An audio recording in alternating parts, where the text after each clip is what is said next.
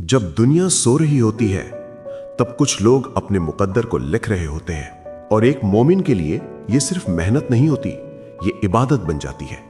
क्योंकि इस्लाम हमें सिखाता है कि इल्म हासिल करना सिर्फ दुनियावी जरूरत नहीं बल्कि एक फर्ज है। हर वो लम्हा जो तुम सीखने में लगाते हो वो अल्लाह के यहां दर्ज होता है। लेकिन सवाल यह है, क्या तुम वाकई उस रास्ते पर चल रहे हो जिससे तुम्हारी दुनिया भी बने और आखिरत भी? आज का दौर बहुत अजीब है। मोबाइल हाथ में है, इंटरनेट सामने है, लेकिन दिल खाली है, मकसद गुम है। तुम घंटों स्क्रीन पे बिताते हो लेकिन किताब खोलने में बोझ महसूस होता है। सोचो, क्या यही वो जिंदगी है जिसके लिए तुम्हें पैदा किया गया था? नहीं, तुम्हें इससे कहीं बड़ा मकसद दिया गया है। कुरान की पहली वही क्या थी? इकरा, पढ़ो। यह कोई आम शब्द नहीं था, ये एक हुक्म था।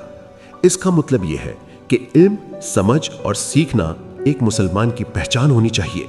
लेकिन आज हम क्या कर रहे हैं? वक्त बर्बाद, ख्वाब अधूरे और बहाने तैयार।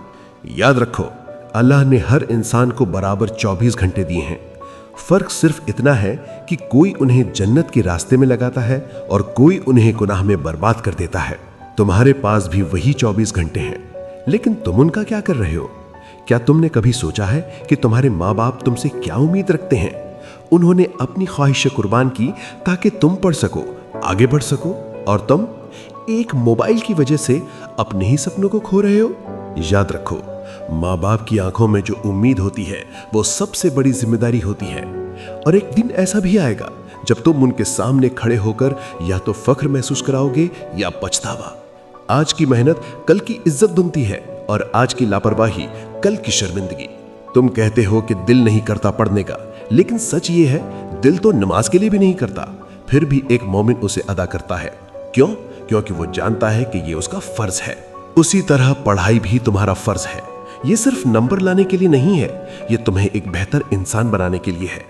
इल्म तुम्हें ऊंचा उठाता है, जहालत तुम्हें नीचे गिराती है। और याद रखो, जिस इंसान के पास इल्म होता है वो हर जगह इज्जत पाता है, लेकिन जो खाली होता है उसे कोई नहीं पूछता।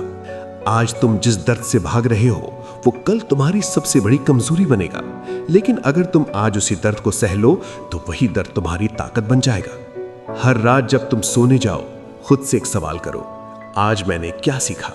अगर जवाब कुछ नहीं तो समझ जाओ कि तुम अपने ही भविष्य को खो रहे हो। जिंदगी बहुत छोटी है और वक्त बहुत कीमती। जो आज चला गया वो कभी वापस नहीं आएगा। इसलिए उठो, अपने इरादों को मजबूत बनाओ, अपने मकसद को साफ करो और खुद से कहो, मैं पढ़ाई इसलिए नहीं कर रहा कि लोग मुझे सराहें, मैं पढ़ाई इसलिए कर रहा हूं ताकि अल्लाह मुझसे राजी हो जाए।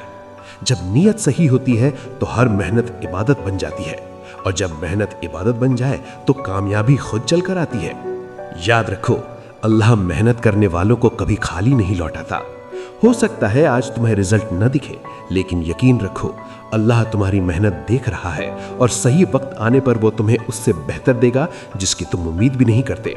तो आज से एक फैसला करो, मोबाइल कम, किताब ज्यादा, बहाने कम, मेहनत ज्यादा, गुनाह कम, दुआ ज्यादा, और हर काम से पहले अल्लाह से मदद मांगो।